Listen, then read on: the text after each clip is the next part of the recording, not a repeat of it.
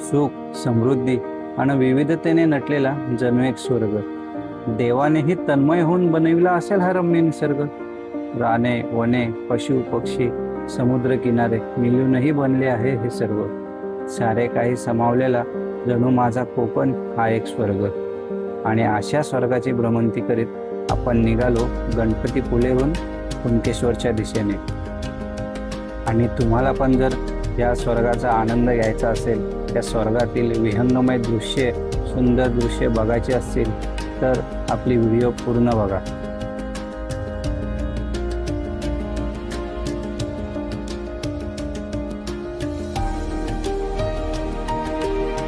8 वाजलेत आणि आता मी निघतोय गणपतीपुळेवरून मालवणला. गाडी कोल्ड स्टार्टला लावले तर निघतो. उशीर झाला म्हणजे यांचा गरम पाणीच उशीर येत होता. मी 6लाच निघणार होतो, यांचं गरम पाणी आला 7-7:30 वाजता, त्यामुळे उशीर झाला. चला हॉटेलला बाय बाय टाटा करू आणि आपण निघू मालवणकडे.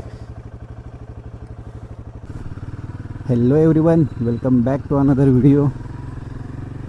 कोकण राईडच्या दुसऱ्या भागामध्ये तुमचं सगळ्यांचं स्वागत आहे. आता आपण गणपतीपुळेवरून निघालोत कुणकेश्वरला जायला.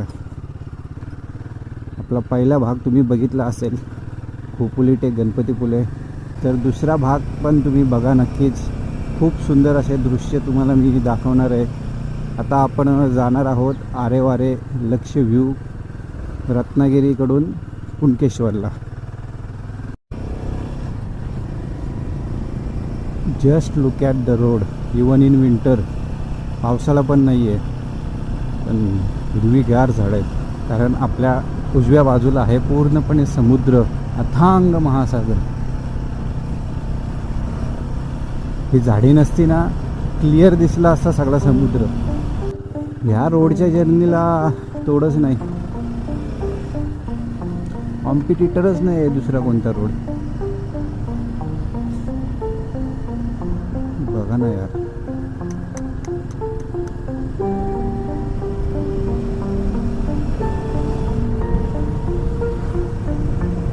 समुद्र आणि आकाशाची भेट येईल.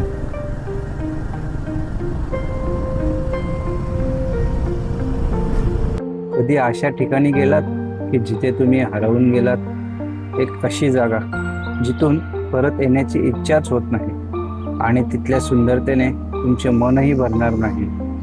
जिथे समुद्र राज्य करतात तुमच्या मनावर, तुमच्या हृदयावर आणि या भूतलावर देखील. मग चला अशा या समुद्री रोडवर म्हणजेच कोस्टल रोडची करूयात सफारी.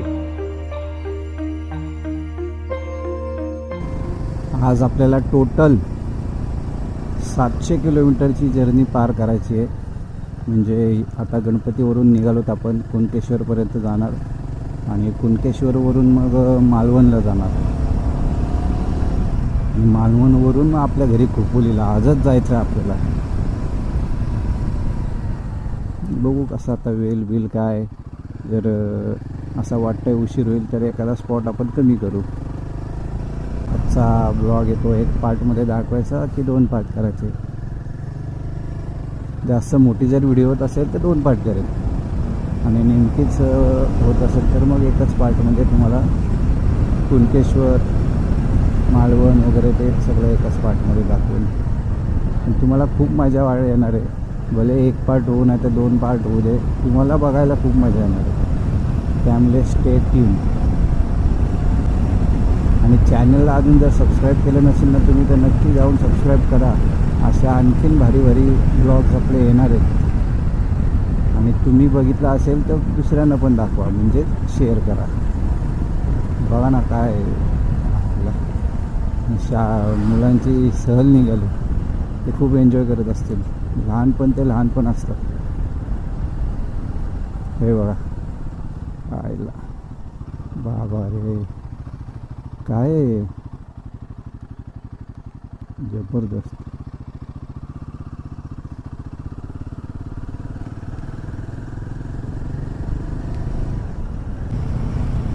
खूप सुंदर आहे यार. तिथल्या लोकांना काही त्याचं विशिष्ट वाटत नसेल, आपल्याला हे स्वर्गसुख वाटतंय. समुद्र डायरेक्ट आकाशाला मिळतोय असंच जाणवतो ना.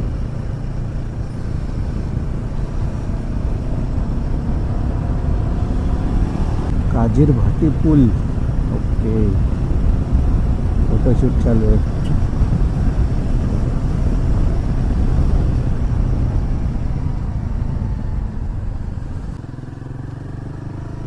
मच्छीमार आहेत, जाला साफ करतात.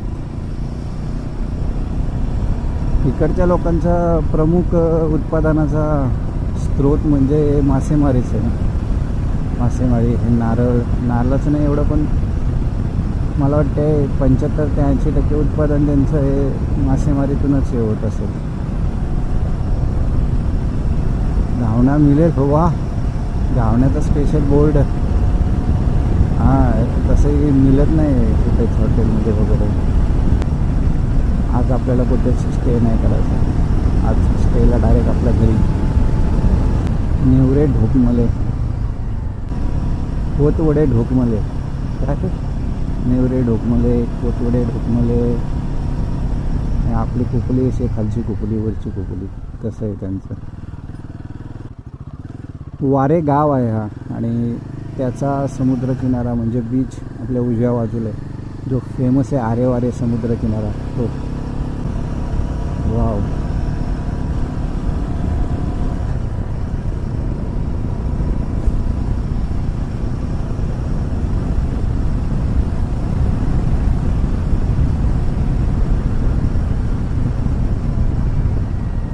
थोडक्यासाठी मला धडकी भरली का परत त्याच ठिकाणी आलो का काय नाही. सेम सीन, तिथे झाडे वगैरे म्हणजे आपल्या दुकानं वगैरे लावलेली होती. मला तसंच वाटलं का तिथे झालो का काय परत चकवा, कोकणी चकवा लागला का काय मला. नाही, बरोबर आहे.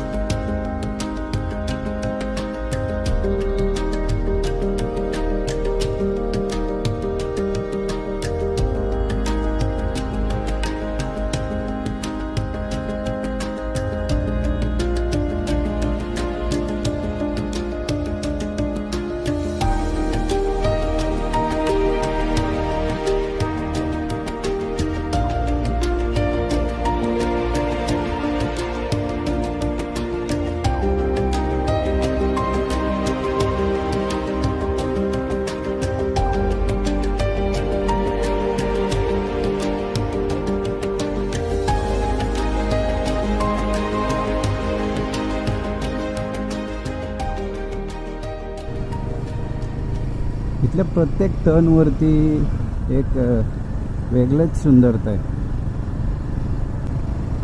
उगाच नाही कोकणला स्वर्ग म्हणतात, आणि हा कोकण आपल्या ह्या अशा महाराष्ट्राला लाभलेला आहे, त्याचा आपल्याला गर्व वाटायला पाहिजे. कॅमेरा असं बंदच करू वाटत नाही आहे, पण प्रत्येक पावलावर म्हणजे प्रत्येक सेकंदाला इतके छान व्ह्यू आहेत ना, बंद केला का लगेच असं वाटतं चालू करावं. आरे वाले पूल, मग अशी वारेगाव गेला कदाचित हा पुढचा आरेगाव असेल, त्यामुळे आरे वारे पूल, आणि हा आरे वारे समुद्र किनारा. नवलाई विला होमस्टे, साखर तल.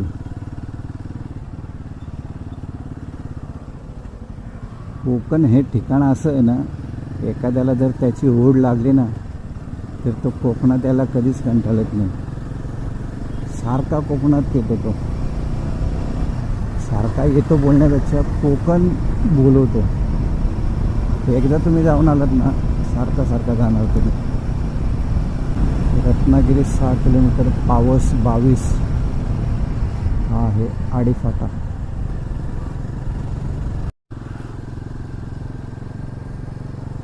इथे पेरूची बाग आहे वाटतं.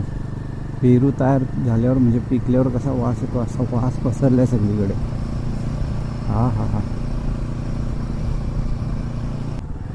कुणकेश्वर अजून 103 किलोमीटर आहे आणि टाईम दाखवता येतो 2.5 तास, 2 तास 26 मिनिट. पण त्याच्या आधी काहीतरी खायला लागेल, कारण पोटात उंदीर ओरडायला लागले. पोट रिकाम आहे. खूप आता इथे कुठे मध्ये काय दिसलं चांगलं तर मग खाऊ.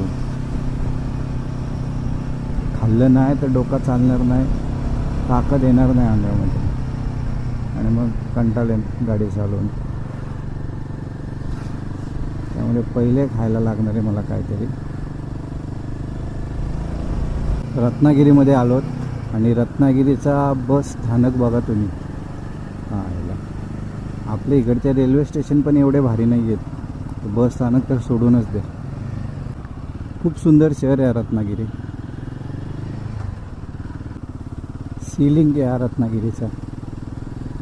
ते तुम्हाला जर दिसत आहेत का नाही माहीत नाही, पण त्या समुद्राच्या मधोमध जो एक आयलँड टाईप तयार झालं आहे ना, त्याच्यामध्ये जे सगळे सीगल्स आहेत. श्री झरी विनायक मंदिर, वा सुंदर. भाट्टेगाव आहे हा, भाट्टेगाव. एक बाजूला हा पूर्ण समुद्र आहे आणि हा एक बाजूला हा पूर्ण पठार. लांब लांबपर्यंत काय डोंगर नाही, काय नाही, डायरेक्ट तिकडे एकदम लांब दिसतो. या ब्रिजचं नाव नाही माहिती मला. खूप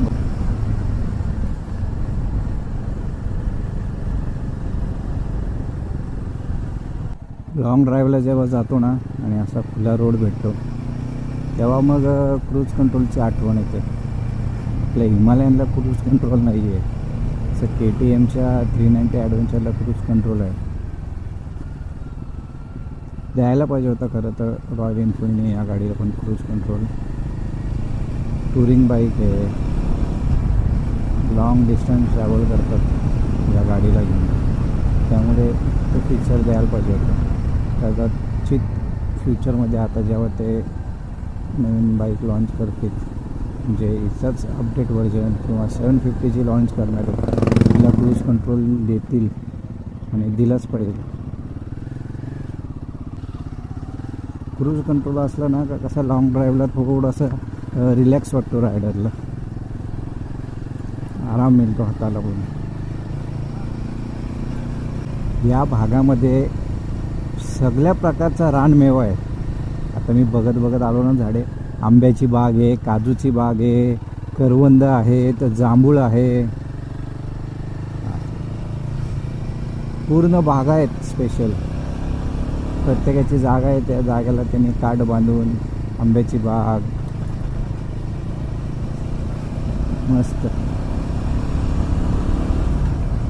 आणि मोहर पण असा भरभरून आलाय झाडांना, आंब्याला भरभरून मोहर आलाय. की बघा ही एक बाग बघा तुम्ही, ही आंब्याची बाग आहे. मोहर बघा तुम्ही कसा सोन्यासारखा चमकतोय, असं वाटते का पिवळे मोती झाडाला लागलेत. पूर्णपणे हा जो एवढा म्हणजे 10 मिनटं मी बाईक चालवली, पूर्ण हा बागच होता ह्या सगळ्या आंब्याच्या, काजूच्या, करवंद, जांभूळ सगळा होता इथे. मस्त. ते समुद्रावरती ब्रिज बनवलेले आहेत ना, सगळे इतके जबरदस्त आहेत. प्रत्येक ब्रिज म्हणजे व्ह्यू पॉईंट आहे. बघा ना कसला दिसतोय समुद्र, जबरदस्त. हा रस्ता बघा कसा दोन्ही बाजूचा डोंगर पठार काय असेल ते कापून बनवलं आहे. विजयदुर्ग ना 21 किलोमीटर आहे आणि आपल्याला कुणकेश्वर आहे इथून 26 किलोमीटर. तर विजयदुर्गला गेलो आपण तर विजयदुर्गापासून कुणकेश्वर होईल 50 किलोमीटर. म्हणजे हे 26 आणि ते 20-21 असं 1-2-3 किलोमीटर एक्स्ट्रा पकडले. तिकडं असं कारण उलट फेरी मारायला लागेल आपल्याला, म्हणून नको वाटतो. कारण हा पहिले सूर्यदेव बघा तुम्ही, इतका प्रखर ऊन आहे ना त्यांचा. मी वायझर लावला हेल्मेटचा तरी असा चावतोय तो डोळ्यांना. डबल वायझर लावायला लागेल. मी गॉगल आणलाय नाही, तो वायझर असतो म्हणून मी गॉगल कॅरी करत नाही. असं वाटतं आणायला पाहिजे. आता नेक्स्ट टाईम मी लक्षात ठेवेल, गॉगल पण सोबत ठेवायचं, अशा वेळेस कामाला येते. विजयदुर्ग कॅन्सल केलं आहे आपण, कारण तो खूपच फेरफटका झाला असता. जवळजवळ पाऊण तास तिथे जायला लागला असता आणि तेवढाच वेळ परत इथे यायला लागला असता. आणि मग इथून कुणकेश्वर पण अर्धा तास आहे, म्हणजे पाऊण दीड 2 तास आपले विजयदुर्ग करून कुणकेश्वरला जायला लागले असते. 1.5 ते 2 तास. त्यामुळे मग कॅन्सल केला. लॉर्ड स्प्लेंडर कसली पलते आहे बघा. मी कंटिन्यू 70-80 स्पीडला आहे तरी त्याला ओव्हरटेक करत नाही आहे. आणि त्या ट्रिपल सीट आहे बाई, कसली पलवतोय. हो भाई, एक नंबर, जबरदस्त. हा हा. सफर एक अशा ठिकाणाचा जिथे गेल्यावर जाणवते की स्वर्गाहून जर काही सुंदर असेल तर हीच ती जागा. अशी काही ठिकाणे आपल्याला जाणीव करून देतात की आपण त्यांच्या समोर काहीच नाही. माणूस उगाच गर्व करतो आपल्याकडे असलेल्या ठेवींचा, पण खरं तर ह्या जगामध्ये सगळ्यात श्रीमंत कोणी असेल तर तो हा निसर्ग आहे, ज्याच्या सानिध्यात येण्यासाठी आपण आपला वेळ, आपला पैसा, आपली सगळी कामे बाजूला ठेवतो. काय सुंदरता आहे बघा तुम्ही. तिकडे त्या पवनचक्क्या आहेत, इकडे हा समुद्र.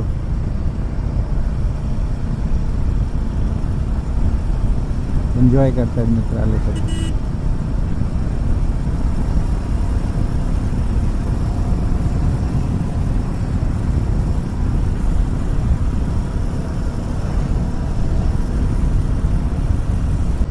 शब्दच नाही सुचत आहे, त्यामुळे मी गप्प आहे, मजा घेतोय फक्त. आणि हा जर तुम्हाला आनंद घ्यायचा असेल ना, स्वतःच्या डोळ्यांनी घ्या.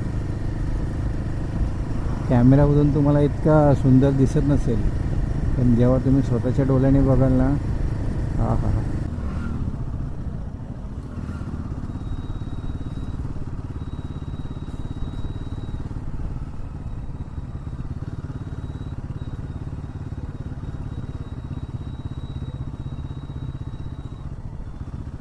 मी काहीच बोलणार नाही आहे, कारण मला शब्द सुचत नाही आहेत कसं वर्णन करू या सुंदरतेचं.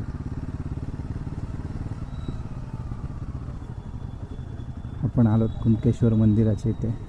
बघा, हाच आहे कुणकेश्वर मंदिर. इकडून रस्ता जातो हा कुणकेश्वर मंदिराच्या मागूनच जातो. कुणकेश्वर मंदिराला प्रदक्षिणा घालूनच जातो हा रस्ता.